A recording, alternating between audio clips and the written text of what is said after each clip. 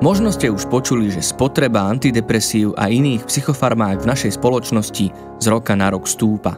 Možno ste počuli aj to, že v niektorých krajinách sú už nadužívané, alebo možno to, že niekomu zvýšili kvalitu života, či naopak, že inému vôbec nezafungovali a volí preto iné spôsoby pomoci pri duševných ťažkostiach, akými sú napríklad úzkosti a depresie. Nech už ste teda počuli akékoľvek, možno aj protichodné informácie, faktom je, že psychofarmaká tu roky sú a sú účinným nástrojom liečby množstva psychických ochorení. Ale okrem mnohých výhod majú samozrejme, ako to už býva, aj svoje špecifiká a nie je vôbec na škodu o nich vedieť trochu viac. Preto sa dnes o tom, ako prebieha psychofarmakologická liečba, aké chemické procesy v našom mozgu stoja za úzkosťami a depresiami, kedy, ako a prečo nám antidepresíva a anxiolitika pomáhajú a na čo všetko sa pripraviť, keď ich začneme brať, budem rozprávať so psychiatrom a terapeutom Andrejom Turanom. Počúvate podcast internetovej linky dôvery ipečko.sk. Moje meno je Marek Franko.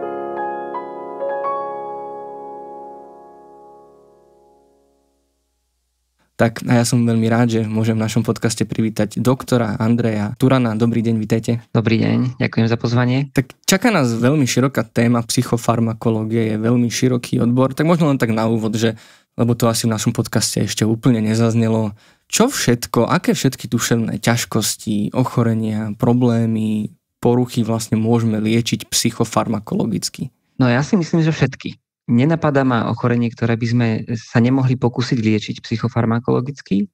Závisí samozrejme od toho stavu, od toho, aký je závažná tá porucha alebo stav, že aký spôsob liečby budeme voliť. Že či zvolíme najprv psychoterapiu alebo rovno nasadíme liečbu a už samozrejme tú liečbu volíme podľa toho, aký je taký ako hlavný problém alebo prípadne ďalšie problémy. Tak keď hovoríte všetky, tak možno konkrétne niektoré situácie alebo ťažkosti, čo presne sa dá liečiť psychofarmakologicky? Tak najčastejšie, čo ľudia asi poznajú a čo ľuďom napadne, keď sa povie psychiatria, tak je depresia, úzkosť, rôzne psychotické stavy, ako napríklad schizofrénia, tiež veľmi známe ochorenie, alebo ochorenie, ako je maniodepresia v minulosti, dneska už nazývaná bipolárna afektívna porucha. U detí môžeme sa pokúšať nejak zmierňovať poruchy správania, poruchy pozornosti a tak ďalej. Naozaj celé spektrum vlastne rôznych psychických duševných stavov, ktoré vlastne ovplyvňujú toho človeka, ktorý za nami príde, že ho väčšinou nejak vyrušujú, obťažujú. Čiže na všetko existuje nejaké liečivo, nejaká látka, ktorá dokáže pomôcť v tej situácii, možno zmierniť príznaky, alebo áno. Možno aj... Áno. Nemusí liečiť, nemusí vyslovene liečiť, ale môže pomôcť aspoň stlmiť nejakú symptomatiku.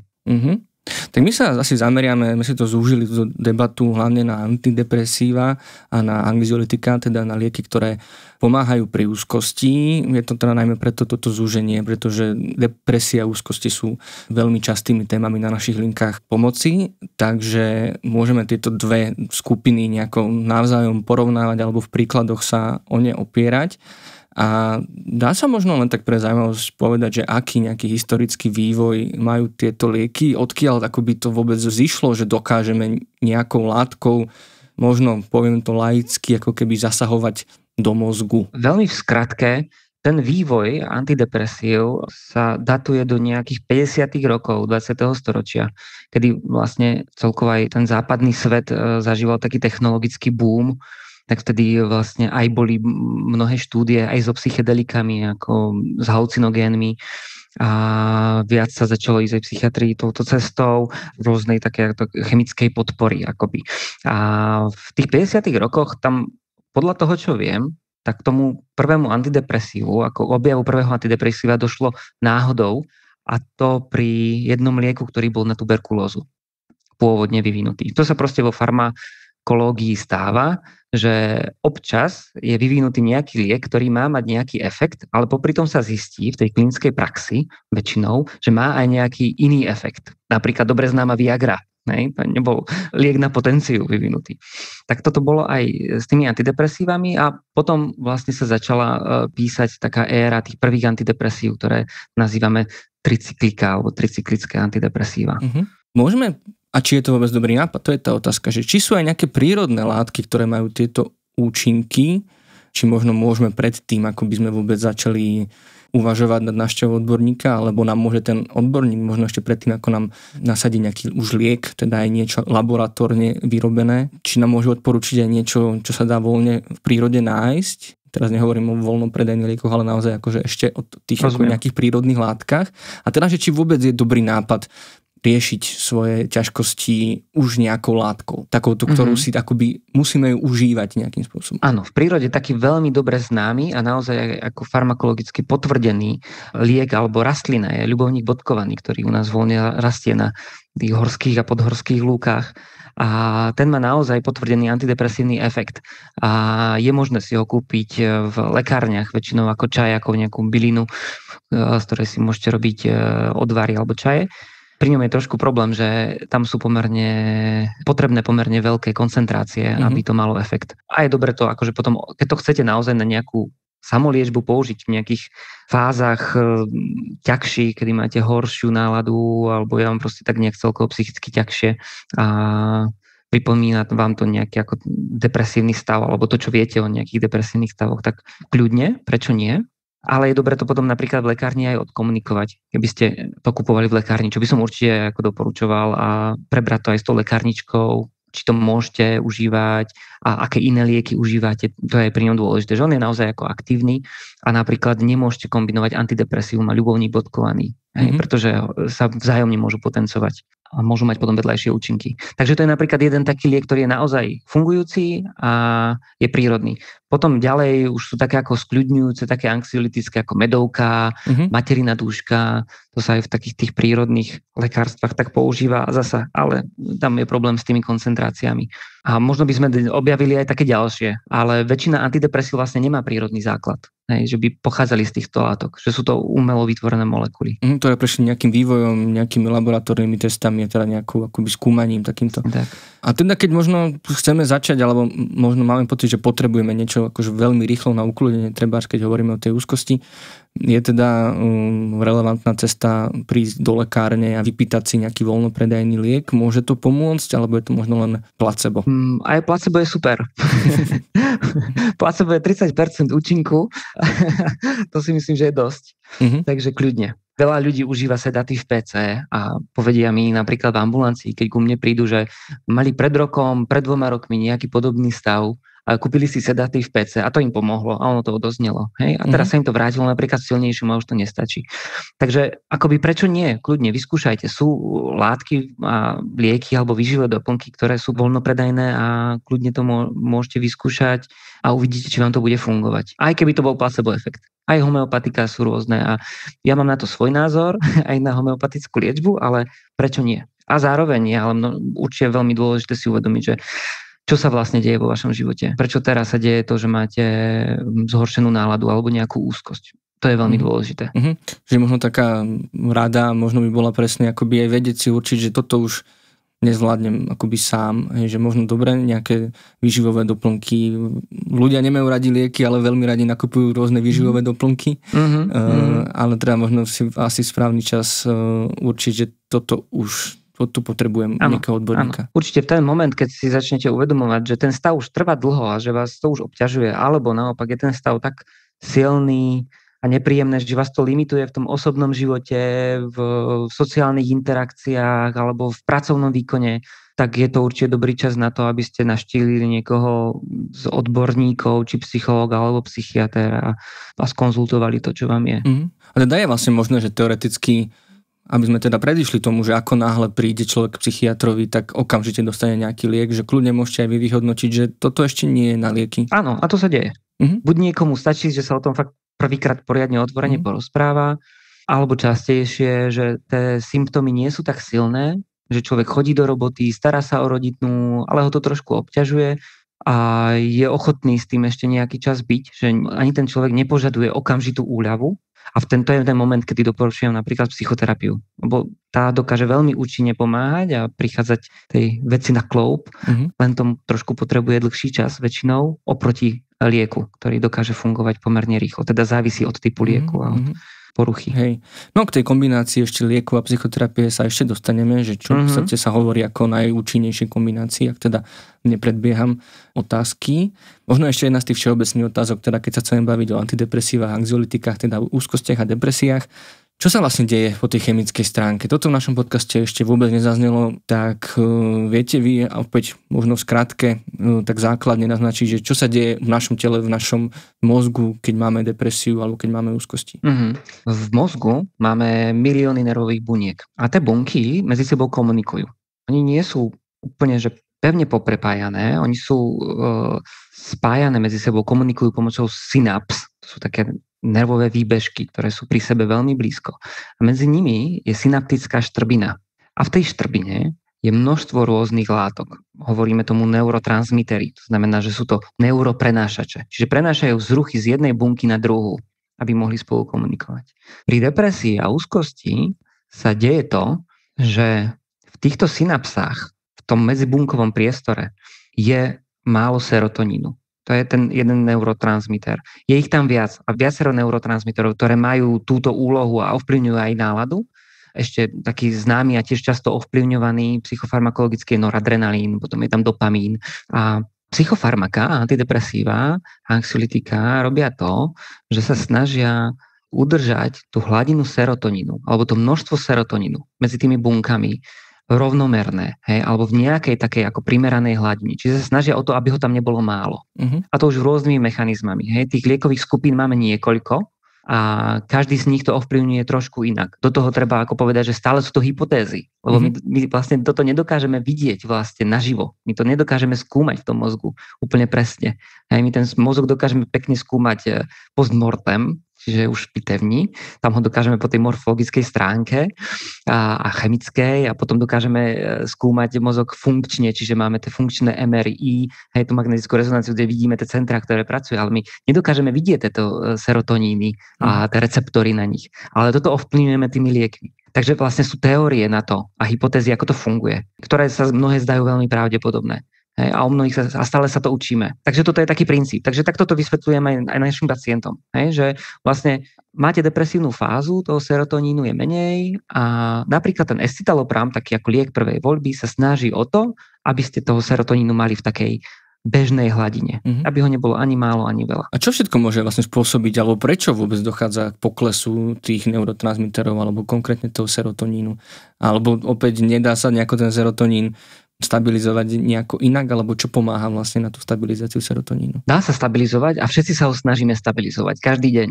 Tými činnostiami, ktoré nás bavia, ktoré máme radi, sociálnymi interakciami, proste to, čo nás, keď človek povie, že ho to nabíja a podobne. To sú všetko nejaké stimulujúce faktory, ktorými sa snažíme vlastne ten serotonín si dvíhať. Hej? A keď sa opijete alebo si dáte nejakú drogu, tak tieto látky idú do vysokých hladín, hej, následne potom padajú. To je tiež princíp vlastne, preto to ľudia robia. Hej, že vtedy im je dobré. Keď je tá nadnesená nálada, tak toho serotonínu máte viac. Potom sa bohužiaľ stane to, že ten mozog sa to snaží regulovať a serotonín padá. Preto je tak opica taká nepríjemná. Okrem tej intoxikácie toho tela, tak aj po tej psychickej stránke, tak je to preto, že toho serotonínu je málo. Možno by sme sa vedeli na toto pozrieť z viacerých pohľadov, ale je to jedna taká hypotéza, ktorú som si osvojil. A ste sa pýtali, že prečo tomu vlastne dochádza k tým poklesom? Hej, máme mnoho faktorov. To už sa dostávame akoby k etiológii, teda k príčinám duševných ochorení. A to jedna vec môže byť genetika, že to tak proste geneticky je u niekoho, a potom situácie. Proste vždy, keď sme smutní, niečo sa stane zlé, nemáme energiu, tak toho serotonínu je proste menej. Že sú to nejaké fyziologické vlastne výkyvy. Jasné. A depresia a úzkosť funguje na tom istom princípe, alebo je tam nejaký rozdiel práve v tejto chémii? Určite tam rozdiel je. Môžeme tam hovoriť o rôznych, ako po tej chemickej stránke, určite nejakých pomeroch toho, čo kedy sa ako vychyľuje, ale v podstate toto nie je úplne moja šálka kávy, keďže ja som praktik a nie som vedec, výskumník, ale tie veci v podstate korelujú, že mnoho ľudí, čo má úzkosti a je to primárna záležitosť, tak má potom aj zlé nálady, lebo ho trápia tie úzkosti a ho to obmedzuje a limituje. A tým pádom má proste depresívnejšie nálady a naopak ľudia s depresiou veľmi často zažívajú nejaký typ úzkosti. Čiže ono to ide tak trochu ruka v ruke. Závisí od toho, aké symptómy sú tie dominantnejšie.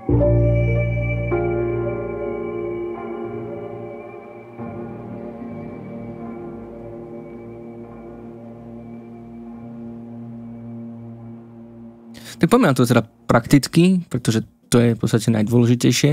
Opýtam sa, že kedy je čas na tú liečbu psychofarmakologickú a teda, že či vôbec my ako tí pacienti, klienti, pacientky, klientky máme v tej situácii ten náhľad alebo vôbec akoby vedomosti na to, by sme vedeli sami rozhodnúť, že či potrebujem alebo nepotrebujem lieky a v akej fáze je dobré navštíviť psychiatra alebo kedy psychológa, taká veľmi klasická otázka, kedy navštíviť psychológa a kedy navštíviť psychiatra. Ja si myslím, že to rozhodovanie o tom, že kedy som vhodný na nejakú liečbu, by malo byť v rukách odborníka. Na toto študujeme, na to náš ten systém vychováva po tej odbornej stránke, aby sme to vedeli rozhodnúť. Že na vás, ako na obyčajnom človeku, je to, že proste nás osloviť vtedy, keď sa cítite zle. Ako som to vravil v úvode, že keď sa cítite nejak limitovaný svojim duševným rozpoložením vo vašom osobnom živote, hej, alebo v pracovnom výkone, alebo v čomkoľvek. Proste, že cítite, že to nie je ono. A získate tú potrebu a napadne vás, že by to bolo dobre s niekým riešiť.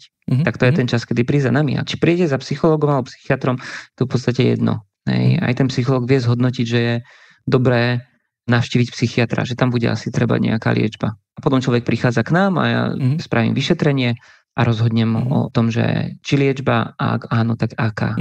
Jasné. My sme dostali jednu otázku z Instagramu, ktorá tiež na toto reaguje, ktorá znie teda veľmi zaujímavá, je veľmi konkrétna a znie, že ako naučiť babku 89-ročnú vedieť rozpoznať stav depresie alebo úzkosti. A už má aj teda nejaké lieky. Čo sú možno také tie, dá sa to povedať, že čo sú také základné symptómy, alebo čo možno presne takto starších ľudí, lebo to je veľmi zaujímavé, ktorí možno nikdy v týchto pojmoch neuvažovali, predsa len až teraz sa dostáva viacej do povedomia téma duševného zdravia, že majú vlastne duševný problém, že to nie je len nejaký smútok, alebo že to nie je len nejaká zlá nálada, ale že to môže byť depresia alebo úzkosť.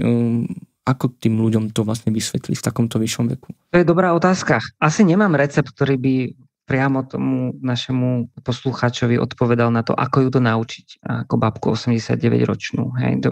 Určite by ma to zaujímalo viac a bližšie. A zaujímalo by ma, že prečo je to dôležité vlastne teraz, aby ju naučili rozoznávať ten depresívny stav. Keďže už bere nejaké lieky, tak už sa s niekým musela asi baviť, si myslím, a museli to prebrať. To je moja nejaká domnienka. Možno, akože môžeme len hádať samozrejme, že v akej sú situácii, ale teoreticky, keď chceme dostať staršieho príbuzného k odborníkovi a pre neho to ešte stále môže byť stigma, že sa mu zdá, že však vedia, nie som žiaden blázon, aby som šiel k nejakému psychiatrovi, aby mi dával prášky.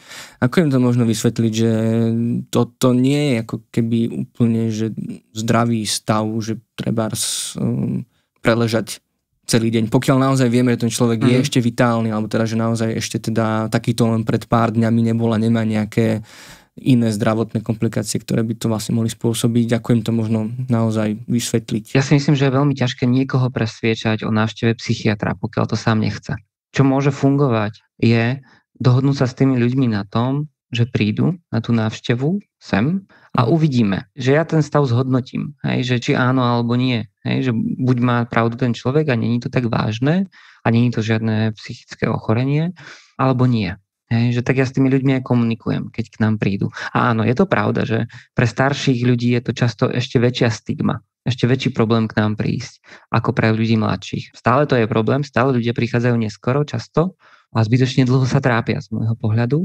A áno, pre starších ľudí je to často o mnoho ťažšie, aj preto, že aj tá symptomatika, aj depresie v staršom veku není úplne typická častokrát.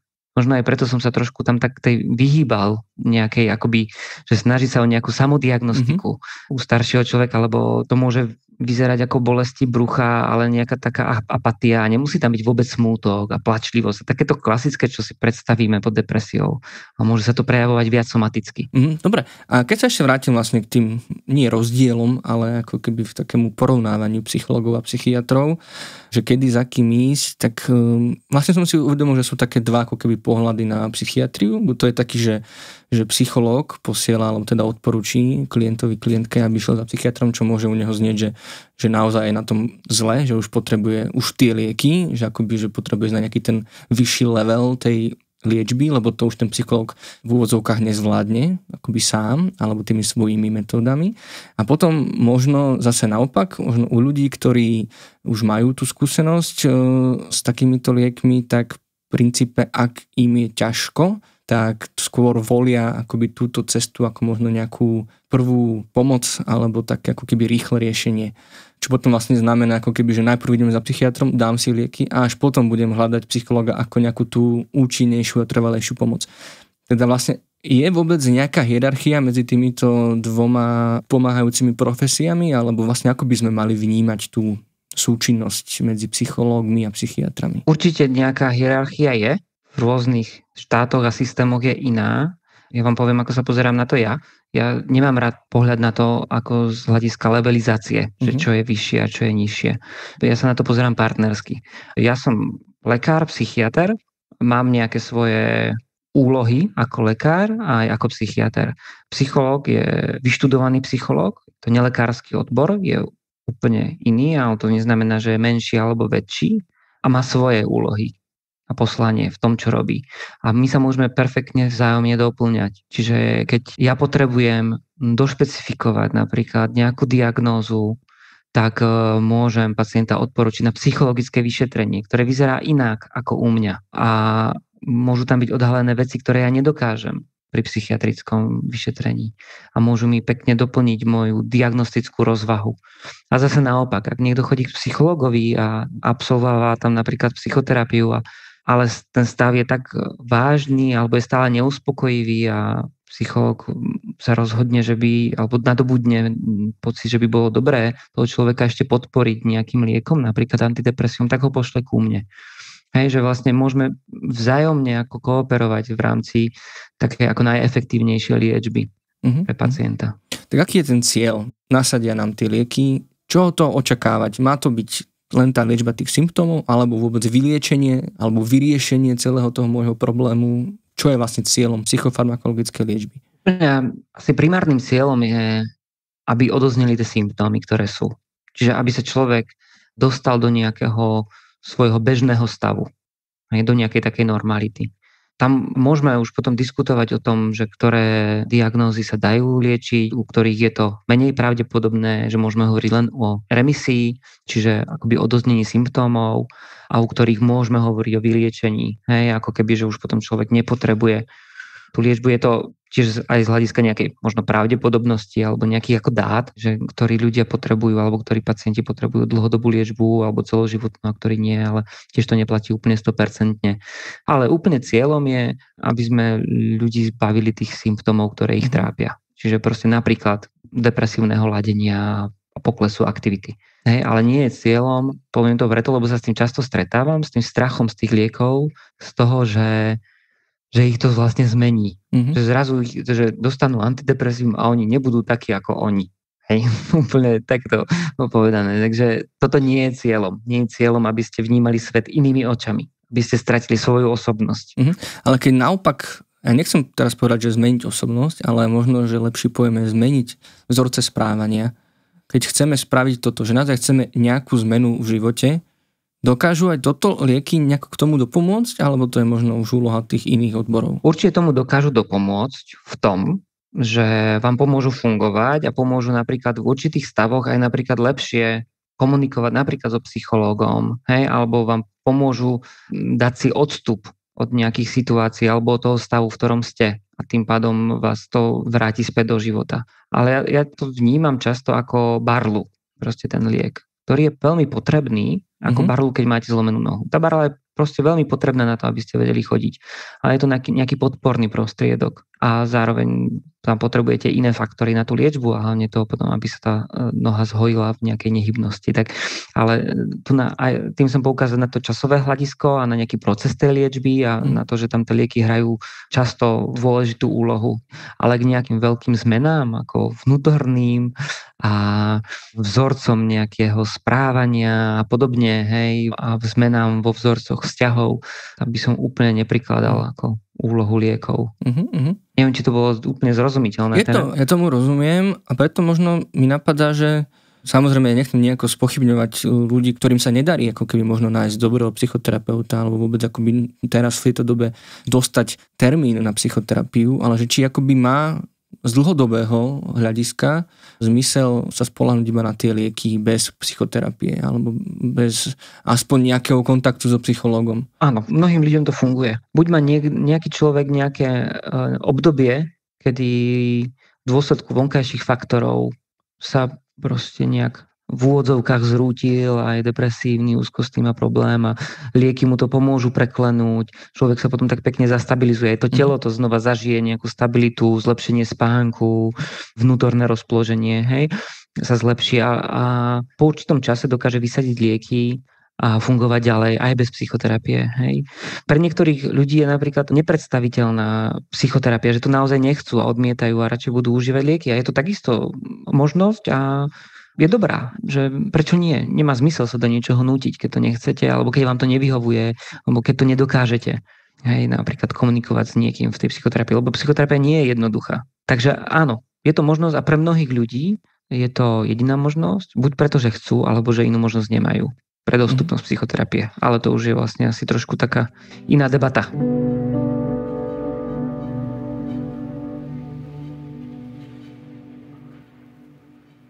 Dobre, čiže keď sa posunieme ďalej k tomu, že naozaj v tej situácii, kedy nám sú minimálne odporúčané tie lieky a teda máme ich začať užívať, podľa čoho sa vy ako keby rozhodujete, že aké lieky, aký typ lieku komu nasadíte, aké sú tam možno možnosti? A chcem sa dostať preto k tomu, aby že či je dobrý nápad požičať si lieky od niekoho a vyskúšať ich vlastne, že je to také jednoduché, že zoberiem si akýkoľvek liek a do pár hodín, dní je mi lepšie, alebo je to možno trošku komplikovanejšie? Začnem touto poslednou otázkou, požičiavaním. Deje sa to často a nie je to dobré. Nie je to dobré z mnohých dôvodov. Jeden, s ktorým sa stretávam ja veľmi často v ambulancii, je to, že si začnú od príbuzných, od známych, že si zoženú lieky s protiúzkostným efektom, anxiolitika, ktoré sú väčšinou zo skupiny benzodiazepínov. To sú lieky, ktoré fungujú krásne a rýchlo na úzkosť, alebo aj na depresiu, niekedy aj na poruchy spánku. A tak si ich ľudia zobkajú a je to fajn, nemusia za nikým ísť, nemusia sa s nikým rozprávať, ale vypestujú si závislosť, pretože na tieto lieky vzniká závislosť po určitom čase. Potom je toho veľmi ťažké sa zbavovať a do toho sa ten stav vlastne môže postupne zhoršovať, čiže oni potrebujú viac a viac týchto benzodiazepínov, lebo im tie dávky už prestávajú fungovať, ale to už začne ich aj ovplyvňovať na nejaké ako funkcii z hľadiska nejakého vedomia alebo rozhodovania a tak ďalej. Skrátka, nie je to dobré a určite je to potrebné nechať na nás. Podľa čoho sa rozhodujem ja? Keď spĺňate kritérium pre depresívnu poruchu, napríklad, depresívna porucha má viacero kritérií, takisto ako iné poruchy, ako paniky, napríklad panická úzkosť a tak ďalej, tak podľa toho stanovím si diagnózu a podľa toho volím liek. Musím vedieť o vašom ďalšom telesnom stave, o ostatných liekoch, ktoré užívate a podľa toho zvolím vhodný liek. A tie voľby sú, tiež by nemali byť podľa toho, čo si zmyslím, ale máme nejaké doporučené postupy. Máme nejaké na lokálnej úrovni slovenské, potom sú nejaké také ako svetové guideliny a podobne. Máme literatúru a vlastne máme doporučené, že ako postupovať pri voľbe napríklad antidepresív. Takže tak to funguje. Aby som bol konkrétnejší, depresívna porucha liekom voľby prvej u mňa aj u väčšiny asi mojich kolegov je molekula escitalopram. To je liek, ktorý poznáme asi 30 rokov, viac ako 30 rokov už, je dobre znášaný, veľmi pekne funguje, má málo nežiaducich účinkov a tak ďalej. Takže to je takým väčšinou liekom prvej voľby. A takto by sme mohli pokračovať. U každého ochorenia máme väčšinou nejaký liek prvej voľby. Sú tam aj nejaké špecifika pri tých liekoch, len možno preto, aby sme naozaj, že to není úplne jedno, že čo si dáme od koho, možno, že čo funguje v rôznom veku alebo pri pohlaví alebo podľa zdravotného stavu. Áno, zase to je na tom zhodnotení od lekára, aby ten liek prispôsobil či vekovému obdobiu. Hej, u detí sa napríklad není liekom prvej voľby escitalopram pri depresii. Hej. A takisto u starších ľudí, tam zase máme problém s tým, že majú množstvo iných ochorení často a množstvo iných liekov. Takže zase musíme pozerať na to, s čím sa liečia, lebo každý liek môže mať iné nežiaduce účinky, takže to musíme tak zhodnocovať asi ako v každom odbore a pri aj telesných ochoreniach. No čo sa potom vlastne deje, keď si takýto liek vezmeme a možno naozaj teraz špecificky pri tej depresii a pri tej úzkosti, že za ako dlho môžeme očakávať nejaký nástup, nejakú reakciu, že nám bude lepšie, ako sa vraví, alebo možno, že či naopak to môže fungovať aj trošku inak, vlastne, že môže na chvíľu nám byť buď takisto, alebo ešte horšie, ako nám bolo, že môže na chvíľu dojsť tomu zhoršeniu stavu, alebo možno rôzne iné vedľajšie účinky alebo nežiaduce účinky. Čo sa akoby deje po použití takýchto liekov? U každého lieku je to trošku inak. Hej. Vo všeobecnosti u antidepresív je ten nástup účinku pomalý.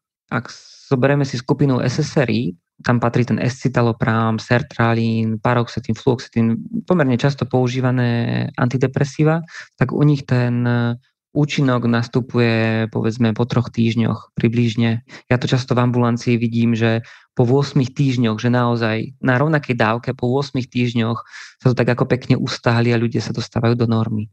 Takže tam to trvá dlhšie. Pri anxiolytikách, ako ste benzodiazepíny, Neurol, Xanax, Frontin, Lexavrin, tam je ten efekt takmer okamžitý, do pár minút, do pár desiatok minút. Aj tam to funguje rýchlo a tá úzkosť pomerne rýchlo odoznieva. Je to preto, že oni fungujú na iné receptory a iným mechanizmom. A zase je ten účinok potom krátkodobejší a už hovorím, pri tých anxiolytikách je veľké riziko závislosti, takže oni sa musia užívať len na prechodnú dobu, čo je veľký problém, lebo často ľudia o tomto nevedia, nie sú o tom poučení a často sa tieto lieky používajú aj v iných odbornostiach a inými lekármi. A tým ľuďom je na tom dobré a oni si neuvedomujú, nevedia o tomto riziku a potom vznikne nejaký návyk a ťažšie sa toho potom zbavuje, ale dá sa to. Takže napríklad, aby som vám povedal tak konkrétne, že prečo sa to tak používa, tak mám napríklad človeka s depresiou, nasadím mu ten escitalopram, ale viem, že prvé 2 týždne, prvé 3 týždne mu asi nebude moc lepšie. Ale čo teraz? Lebo ja toho človeka posielam domov, ten stav sa môže zhoršovať, ako prirodzene, neviem, čo sa stane a ten človek sa trápi hlavne, tak mu na tú prechodnú dobu môžem dať anxiolytikum. Napríklad ten Neurol, ktorý mu pomôže tu a teraz. A keď ho bude užívať do toho mesiaca, je takmer 100% pravdepodobne, že sa nerozvinie žiaden návyk. Takže mu pomáham vlastne preklenúť to obdobie, kým začne fungovať to antidepresívum. A každý liek, každé antidepresívum to má trošičku inak, potom aj z tých iných skupín, ale vo všeobecnosti to vždy nejaký čas trvá, kým to začne fungovať pri antidepresívach. A čo sa teda ešte môže vlastne diať buď pred tým nástupom tej účinnosti, alebo akoby už aj popri nej? Veľa sa hovorí o vedľajších účinkoch. Presne je ten strach z tej zmeny osobnosti, alebo ľudia majú strach z takých tých sploštených emócií, že prestanú cítiť nielen to zlé, ale aj to dobré. Potom často diskutovaný vedľajší efekt antidepresív sú sexuálne poruchy, prípadne nespavosť, priberanie a podobné. Čiže je toto akoby, že musíme vždy rátať s nejakým vedľajším efektom pri každom druhu lieku, alebo sa to týka len nejakých skupín, alebo len v závislosti od konkrétneho pacienta, pacientky. Na čo sa pripraviť akoby v tom negatívnejšom slova zmysle? Každý liek môže mať znižujúci účinok. Aj v tých príbalových letákoch máte napísané, čo je časté, čo je menej časté, čo je zriedkavé. Väčšinou je to takto rozdelené na takéto 3 kategórie. Každý liek môže mať trošku iný znižujúci účinok, ale to neznamená, že ho musí mať. To znamená, že väčšina ľudí nežiaducí účinok nezažije, ale môže. Čiže áno, treba s tým rátať, ale to neznamená, že to musíte mať. A už je také typické potom, že ktoré je u ktorého lieku, aký nežiaducí účinok je u konkrétneho lieku a ja vždycky ľudí edukujem o tých najčastejších. A áno, sú napríklad lieky, ktoré sú typické tým, že majú nežiaduce účinky pri nasadzovaní. Iné to majú už pri dlhodobom užívaní napríklad, alebo pri kontinuálnom užívaní, ale pri tom nasadzovaní sú zase tie SSRI, ktoré sú často výborné pri dlhodobom užívaní. Že už keď to máte nasadené, vám nič není. Ale pri tom nasadzovaní je to trošku problematické, že práve tam bývajú tie bolesti hlavy, rôzne môžu byť tráviace ťažkosti, pocity vnútorného napätia, chvenia, môžete mať pocit, že vám je vlastne ešte horšie. A ja osobne to vždycky komunikujem s ľuďmi. A toto im poviem im, že to môže byť, ak to bude slabé, že sa to dá vydržať, že môžu fungovať, bude to trvať pár dní, nech to skúsia vydržať, že to stojí za ten efekt, ktorý sa dostaví, že to odoznie. A zase, keď je to silné, alebo majú strach z toho, nech mi zavolajú a preberieme to spolu. A potom teda môžu byť dlhodobejšie, pri tom dlhodobejšom užívaní, tak tie ďalšie účinky, ako napríklad zase pri týchto SSRI, tie poruchy sexuálnej dysfunkcie, naberanie hmotnosti, to aj pri iných liekoch. Vtedy ja ľudí žiadam, aby to so mnou komunikovali. To to je tá najlepšia vec. Lebo možno bol kedysi nejaký názor, alebo doteraz možno sú lekári s názorom, že priberáte veď, čo chcete, hlavne, že nemáte depresiu. Ja túto teóriu nerazím, pretože keď si predstavím, že by som mal začať priberať, že žijem aktívny život a teraz sa dostávam z depky, ale začínam priberať a mám strašné chute na sladké a neviem to moc ovládať, je to strašne silné, tak neviem si predstaviť, že by som sa cítil dobre. Pre mňa je to veľmi dôležitá vec. A vždy máme možnosť skúsiť ten liek zmeniť alebo znížiť dávku, čo často stačí, alebo nasadiť iný preparát, ktorý môže mať takisto antidepresívny efekt, ale nemusí mať tento nežiaducí účinok. Dokonca aj teraz som mal skúsenosť v ambulancii, kedy som pri tiež jednom sexuálnom probléme po nasadení SSRI zmenil liek v rámci skupiny SSRI. Čiže som zmenil, myslím, že to bolo, no nepamätám si teraz presne, myslím, že z escitalopramu na sertralin, čo sú dva podobné lieky a majú podobné účinky. A ten pacient, mu sa to úplne kompletne zmenilo. Zrazu. A bolo to super. A zrazu aj on bol o mnoho spokojnejší so všetkým. Lebo sú to dôležité veci v našich životoch. Takže vždycky, čo chcem asi týmto povedať, je proste komunikujte to so svojím lekárom.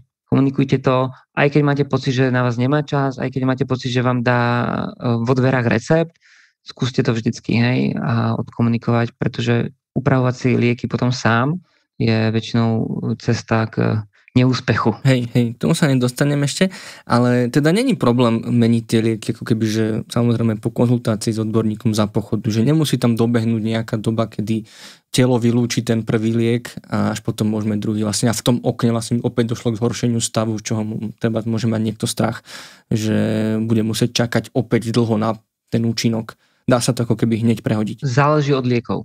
Závisí. Pri niektorých sa musí čakať, napríklad pri inhibitoroch monoaminoxidázy, tam sa musí čakať nejakých minimálne asi 7 dní, keď užívate predtým, ak chcete nasadiť potom iné antidepresívum.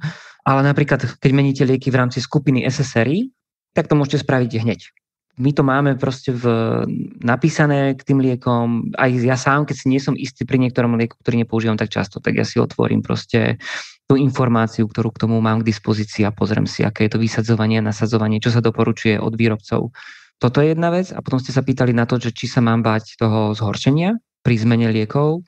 Je to vždycky riziko, že ten stav, že môže dojsť s nejakým výkyvom. Ale práve tým, že to budeme robiť pod sledovaním odborníka, tak sa to riziko významne znižuje, alebo dá sa na to potom rýchlejšie reagovať. Lebo vy keď si znížite sám liek alebo vysadíte, tak pri niektorých liekoch to môže byť fajn, týždeň, 2, 3 aj mesiac.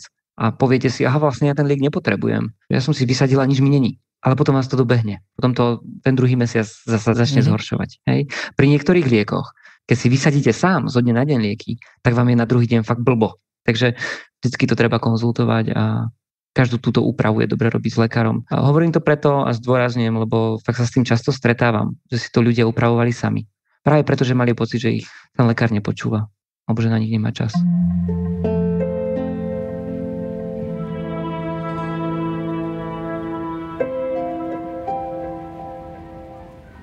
A keď už tie lieky zaberajú, teraz mám takú skupinu otázok, prvá otázka možno, že čo môžeme v takej situácii spraviť, aby tie lieky čo najlepšie zabrali? Či vôbec môžeme niečo spraviť? Či môžeme podporiť účinnosť liekov? A druhá vec, či potom ten náš stav vlastne, že sa nám trošku ako keby zlepší tá nálada, alebo teda nie je akoby taká zlá, nemusí to byť samozrejme, že sme asi teda nie sme v nejakej eufórii po tých liekoch, nie je to ten typ liekov, z ktorého by sme boli vytešení teraz non-stop. Že či vlastne aj keď zaberajú, že či to znamená, že už akoby nikdy nebudeme mať nejakú zlú náladu, že akoby tie výkyvy alebo vôbec nejaké emócie, že či tam zostávajú. A potom tá tretia otázka, že už som sa stretol vlastne akoby s tým, že ľudia presne, že vadilo im to, že ako keby majú pocit, že stratili emócie a preto radšej to akoby vydržia bez tých liekov, len aby ako mali pocit, že niečo cítia. Áno, cieľom tých liekov je, aby ste prežívali emócie úplne akoby štandardne. Čiže aby ste prežívali aj hnev, aj smútok, proste negatívne pocity, ktoré označujeme ako negatívne, aj tie pozitívne. Není cieľom toho, aby ste to neprežívali. A väčšina ľudí to aj naozaj akože dobre prežíva. To je proste, aby ste žili nejaký normálny život. Aby napríklad, keď máte sklony k depresivite, aby ste nešli príliš hlboko do tých depresívnych stavov. Takže taká normálna oscilácia je očakávaná, je žiadúca. Áno, niekedy ľudia popisujú, že ako keby im to napríklad antidepresívum zúžilo prežívanie emócií ako dole, tak aj nahor. Ja osobne to zažívam často v mojej praxi pri určitých poruchách osobnosti, kedy sú tá depresívna symptomatika je napríklad sekundárna, že človek má emočne nestabilnú poruchu osobnosti alebo emočnú nestabilitu, nemusí mať úplne poruchu osobnosti a proste je zvyknutý na to alebo zažíva od v podstate puberty alebo detstva veľkú osciláciu emócií. Proste od jednej polarity k druhej. A nasadíme napríklad antidepresívum a títo ľudia často popisujú, že áno, zobralo mi to z toho depresívneho prežívania, cítim sa lepšie, nemusím sa rezať, nemyslím toľko na smrť, cítim sa trošku lepšie aj sám so sebou, ale vlastne ako by som nedokázal úplne prežívať radosť. Neprežívam to tak, ako predtým. Ja to vnímam, aj ako z pohľadu toho aj psychoterapeuta, ja to vnímam ako to, že im to vlastne chýbajú tie extrémy, ktoré zažívali. Že sa možno viac dostávajú nejakej takej akoby tej všeobecnej normalite, ale im to nevyhovuje. A preto áno, niektorí sa radšej vzdajú tej liečby, lebo im to chýba, lebo v úvodzovkách ako by to bola väčšia zábava, tie extrémy. Ale môže to byť aj pri iných, môže to byť aj pri depresii, hej, niekedy zase potom je to o tom, aby sa to odkomunikovalo a aby sa to riadne zvážilo vlastne, že čo sa vlastne deje a či je napríklad čas na zmenu, skúsiť zmenu dávky alebo zmenu lieku. Keď hovoríte, že zvážilo, možno toto je tiež dôležité pripomenúť, že takéto vyšetrenie u vás zase nielen o tom, že otvoríte zdravotnú kartu, pozriete sa na nejaké údaje a predpíšete liek, že vy tiež sa s tými pacientami rozprávate o problémoch, o tom, čo prežívajú, z čoho to vlastne pramení, čo zažívajú doma v práci. Ako keby, že má to taký akoby psychologickejší charakter, keď to takto nazvem. No určite, lebo tak to, čo žijeme, ako žijeme, v akom prostredí, to nás proste ovplyvňuje a ja by som povedal, že väčšinou, alebo aj aktuálne, aj počas pandémie a z hľadiska spektra mojich pacientov, tak by som povedal, že väčšinou to súvisí s tým, čo sa okolo nás deje. Takže je to, áno, je to veľmi dôležité vlastne posúdiť všetko. Hej, čiže bez poznania tohto kontextu vy nepredpisujete vlastne lieky len tak, lebo má niekto úzkosť a rovno na úzkosť dávam liek. Nie. Lebo často sa ľudia objednávajú s úzkosťou a nakoniec zistíme, že to nie je o úzkosti, prečo prichádzajú, ale že je tam iný problém. A čo potom vlastne v takej chvíli, keď máte pocit, že je to niečo iné, že ako to možno teda, aké riešenie vy potom volíte alebo navrhujete? No, keď človek príde s úzkosťou a zistím, že to nie je ako úzkostná porucha, ale je to niečo iné, že to napríklad depresívna porucha alebo aj niekedy psychotická porucha, že tá úzkosť tu je, ale ako symptóm. Hej, ale vlastne je to v rámci škatulky inej, ako keby iného duševného stavu alebo inej diagnózy, ktorú si vieme zaklasifikovať na základe tých kritérií. Tak volím liečbu tej poruchy, tak ako by sa mala, tak ako je to doporučené a človeku sa to snaží vysvetliť. Akože nie je v tom žiadna veda, ale ľudia to berú. Proste, že OK, tak ja ako lekár to vnímam takto, buď ešte je teraz potrebné doporučenie nejakého psychologického vyšetrenia napríklad a človek s tým môže súhlasiť a nesúhlasiť. Ja sa tu vždycky snažím akoby dohodnúť aj na tej liečbe a človek s tým musí súhlasiť nakoniec podľa zákona a to je cesta k tomu ako k nejakej ako úspešnej spolupráci. Čiže je tam nejaký, tuším, podpis informovaného súhlasu, že čomu vlastne... Áno, ale ja to vnímam aj v rámci toho, že ak vám ja budem dávať liek, s ktorým vy nesúhlasíte a nechcete ho, tak ho pravdepodobne nebudete brať a mrháme tu vašim aj mojím časom a vy prichádzate o možnosť nejakej liečby, hej, že musíme s tým vlastne obaja súhlasiť. Pokiaľ na to máte vlastne nejaký akoby náhľad, že nie ste v duševnom stave, kedy nemáte kontakt s tou realitou, hej, čo niektoré duševné ochorenia alebo stavy sú. Tak to už je potom zase trošku iné, hej. Tam už tomu pristupujem inak. Keď si trochu zrekapitulujeme, teda keď tie lieky dobre zaberajú, prestanú sa nám v živote objavovať také tie najhoršie, najhlbšie stavy tých depresí a úzkostí, ako to je ten želaný stav a zároveň prežívame akoby tie bežné emócie. Čiže keď sa vrátime k tomu splošťovaniu, pokiaľ sa nám toto deje, tak je to opäť dobré s vami skonzultovať a možno hľadať nejaký iný typ lieku. Čiže toto je ten ideálny stav, vlastne, ktorý by sme mali asi očakávať od takejto liečby. Presne tak. Vieme to ešte nejako podporiť niečím v našom živote, aby naozaj tie lieky reagujú možno s niečím, čo jeme, alebo s nejakými inými látkami, ktoré nejakým spôsobom užívame, že by sme vedeli podporiť, aby správne zafungovali, alebo možno, aby sme nemali tie nežiadúce účinky. Môžeme niečo robiť aj my, alebo je to naozaj už mimo našej kontroly? Určite. Takže môžete robiť to, že sa budete snažiť o nejakú zdravú životosprávu, či už z hľadiska stravy, alebo pohybu, vzťahov. Toto určite môžete podporiť. Hej. Závisí od toho, v akom ste stave. Keď máte akože naozaj takú ako hlbokú depresiu, tak určite nebudete behať, aj keď ste to robili predtým, lebo na to proste nemáte energiu ani chuť.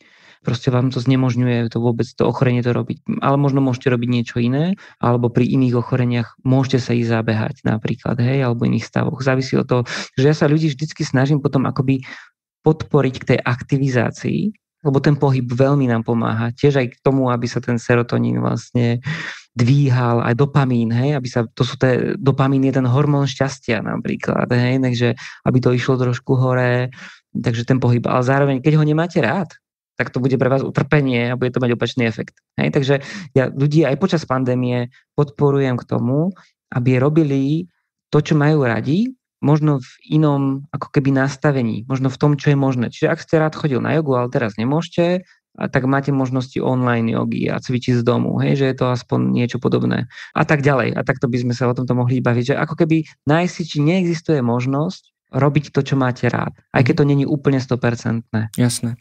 No a podľa čoho potom možno vieme, že nezaberajú? Je to naozaj len tak, že sa nám tie stavy, teraz opäť konkrétne depresia a úzkosť, objavujú v tom živote, alebo sa zhoršujú?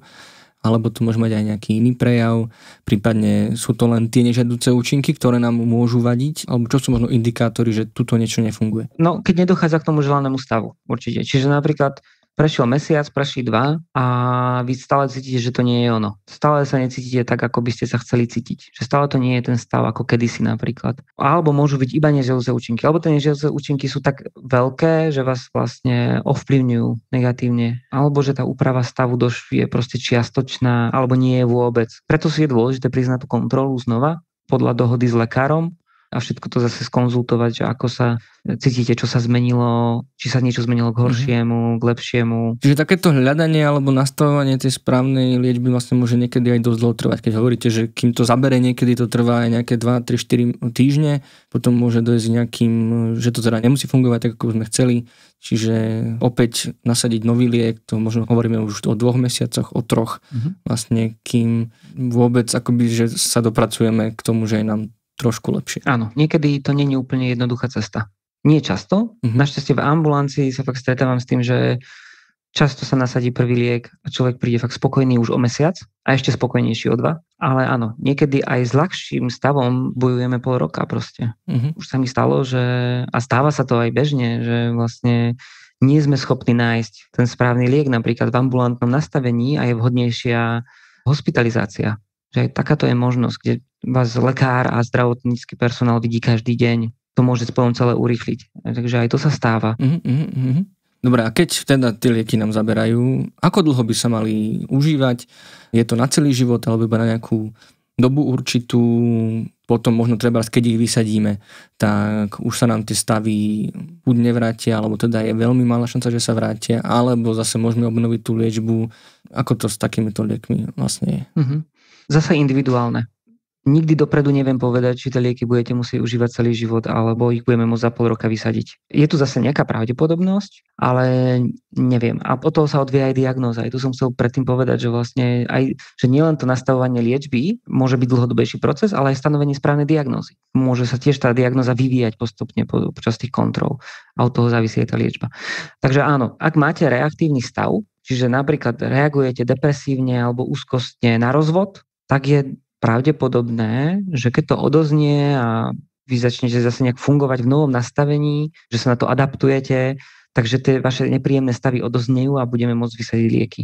Ale napríklad sa môže stať, že proste máte depresiu, ktorá začala z ničoho nič, vo vašom dobrom období všetko bolo v poriadku a prišla naozaj taká tá veľká depresia a budete musieť užívať lieky do konca života. Že napríklad to skúsime o pol roka, o rok vysadiť alebo znižovať dávku a budeme vidieť, že pri znižovaní dávky sa začínajú vrácať symptómy. Potom to môžeme ešte napríklad zopakovať zase za nejaké obdobie a pre mňa, keď som to zopakoval napríklad 2-krát, tak je to signál toho, že asi je vhodnejšia dlhodobejšia liečba. A tedy je veľmi zaujímavé, že vtedy už aj tí ľudia chcú. Že oni nechcú, aby sa im to vrátilo a stojí im to za to užívať tu napríklad 1-2 tabletky za deň a môžu fungovať normálne. A taká minimálna doba možno pri tom lieku prvej voľby alebo vôbec pri prvej skúsenosti, ako dlho vlastne sa máme pripraviť na to, že budeme užívať takéto lieky a možno, že naozaj je nutné, aby to bolo že na dennej báze. Je to nevyhnutná podmienka vlastne toho, alebo možno to má nejakú inú tú frekvenciu, alebo možno takú tú benevolentnosť, že keď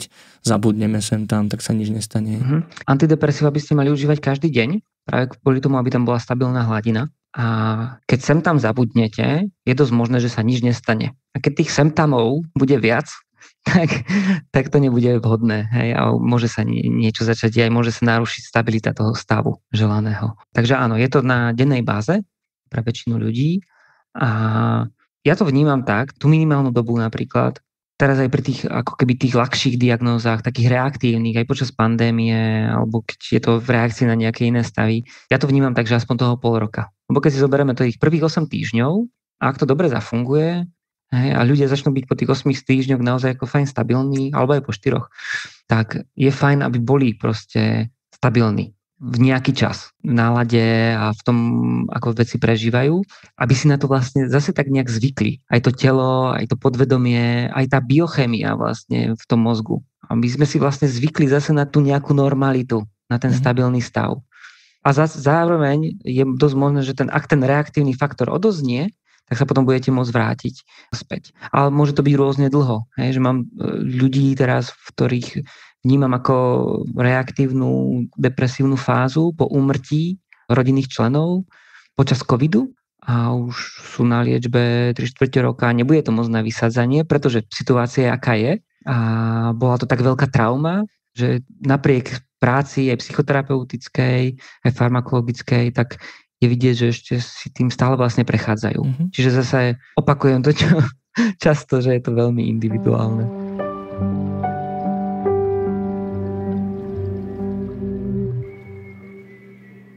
A keď dojde k tomu kontrolovanému, vami odporúčanému vysadeniu týchto liekov, tak ako je ten nástup, môže byť taký, ako keby, že nazvem to rozporuplný, môže aj vlastne výstup z tej liečby mať nejaké prejavy, nejaké symptómy, ktoré nám nebudú úplne príjemné?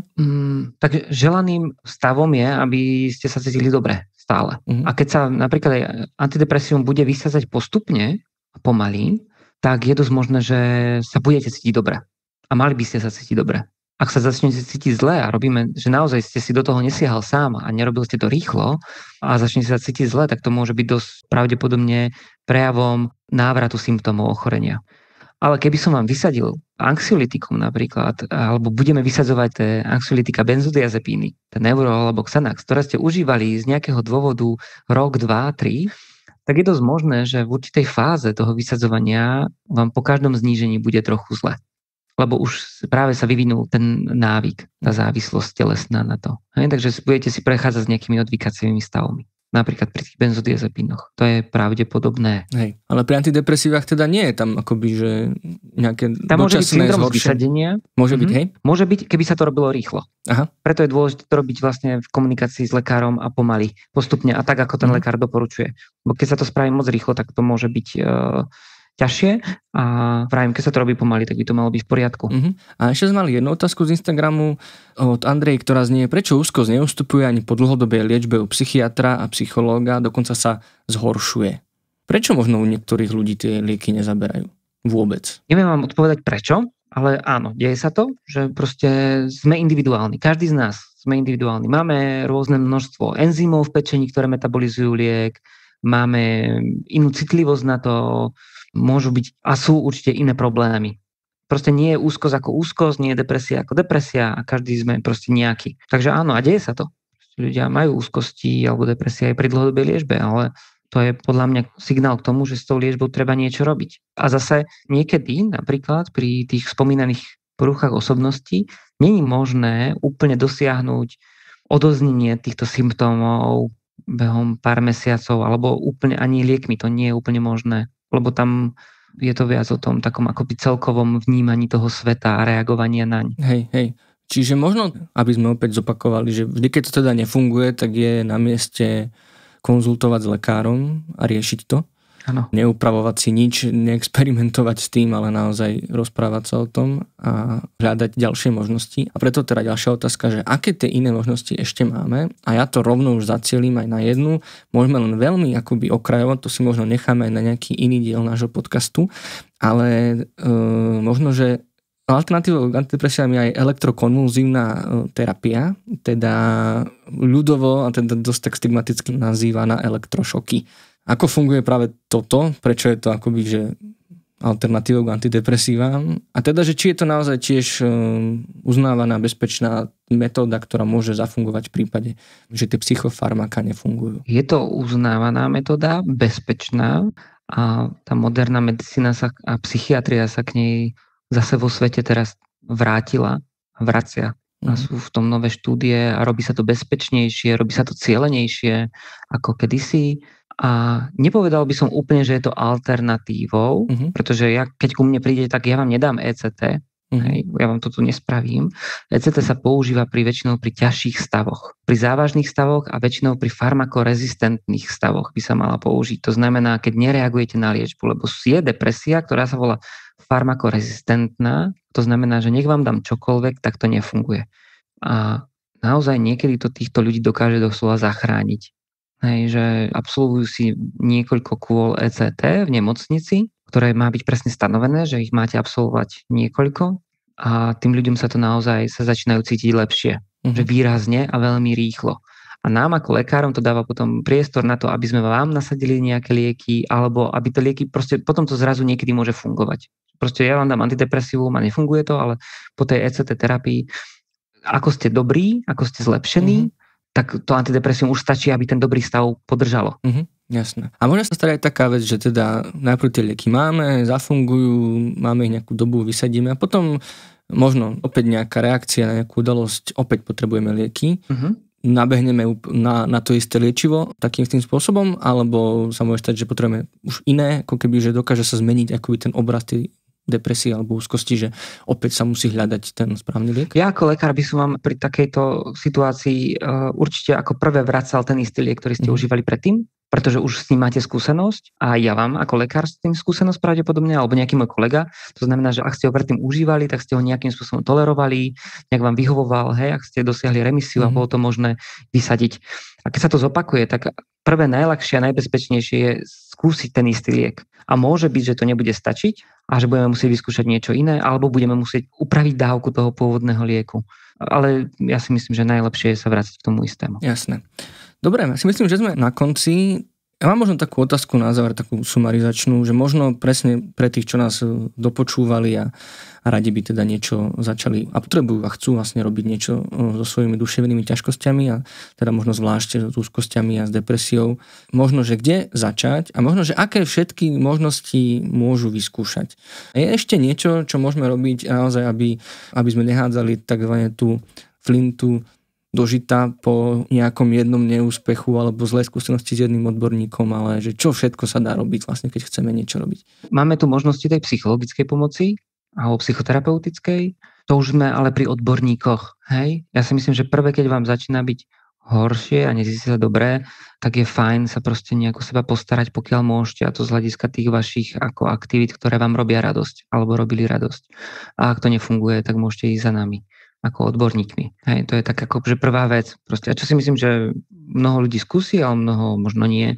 Z ďalších ako možností, alternatív, tak potom ma už napadajú také, ako, ktoré nie sú moc rozšírené, máme nejaké experimentálne, ku ktorým sa prakticky nedostanete, hej, ako, tak ako magnetické a tak ďalej, také stimulácie, ale to není vôbec v praxi používané. Potom sú možnosti nejakej fototerapie, ktorá na depresiu funguje, hlavne na tieto sezónne, to sa naozaj deje, že ľuďom sa to zhoršuje na jeseň a na jar lepší. To mám teraz každý deň vlastne v práci. Takže je aj možnosti fototerapie, ktoré tiež nie je moc rozšírené, väčšinou sa k tomu dostanete niekde v nemocnici, ak to tam zakúpili, čiže liečba svetlom, čiže vám dávajú na vás svetlo určitej vlnovej dĺžky, čo pripomína to slnečné a tak ďalej. A potom ma už napadajú také tie voľnočasové relaxačné veci, hej, že sauna pre niekoho, hej, zažívať tiež proste to teplo v tej zime a tak, ale to už je veľmi také individuálne, si myslím.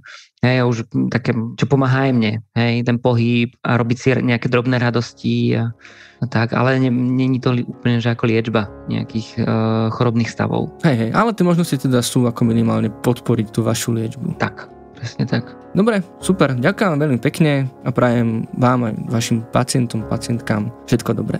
Ďakujem aj ja ešte raz za pozvanie a všetkých pozdravujem. Prajem pekný deň. A ako už asi tušíte, s depresiami, úzkosťami, inými duševnými ťažkosťami či aj obavami zo psychofarmakologickej liečby alebo návštevy psychiatra sa môžete obrátiť aj na naše linky pomoci na ipčko.sk, na krízovú linku pomoci alebo na dobrú linku, kde vám naši špeciálne vyškolení odborníci a odborníčky budú oporou a pomôžu vám vo vašej náročnej situácii. Za otázky a pomoc pri tvorbe tohto dielu ďakujeme Klaudii, Andreji a Andreji. Ak by ste aj vy chceli, aby vaše meno zaznelo na tomto mieste, sledujte náš Facebook a Instagram a píšte nám otázky a postrehy k ďalším pripravovaným dielom.